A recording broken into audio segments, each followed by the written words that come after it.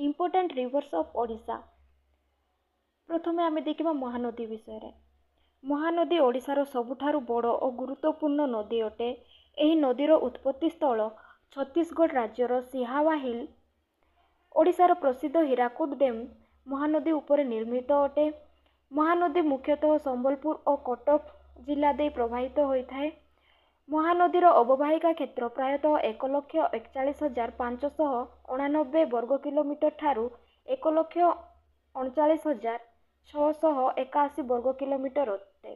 द्वितीय आमर आसुची नागावली नदी। नागावली नदी मुख्यतः रायगड़ा जिला दे प्रवाहित होता है। यह लांगुलिया नदी बोली मध्य कुआजाए। नागावली नदीर अवबाहिका क्षेत्र प्रायतः 9,410 वर्ग किलोमीटर अटे।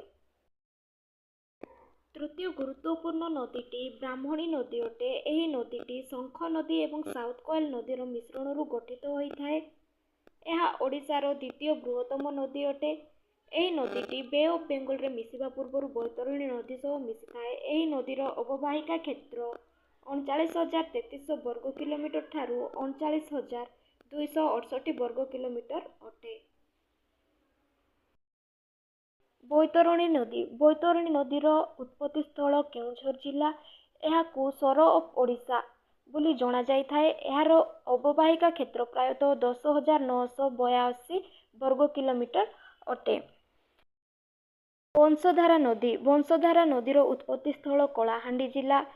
यह ओडिशारू प्रवाहित होई आंध्र प्रदेश रे प्रवेश करिथाए। यार अवबाहिका क्षेत्र प्रायतः 10,830 वर्ग किलोमीटर अटे। नेक्स्ट आमर आसुची सुवर्णरेखा नदी।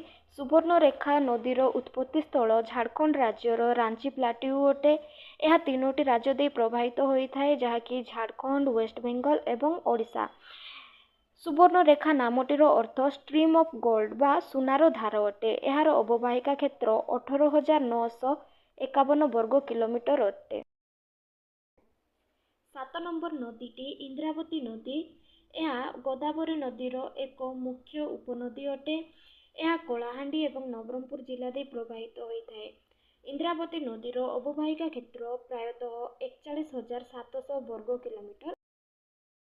बैतरणी नदी को ओडिशार दुख बोली काहेकि कुआजाए ए प्रश्नटीर उत्तर आपण माने कमेंट बॉक्स रे निश्चय जणिबे। वीडियोटी भल लागिथिले वीडियो को लाइक, कमेंट एवं शेयर करिवे एवं चैनल टी को सब्सक्राइब करिवे। Thank you.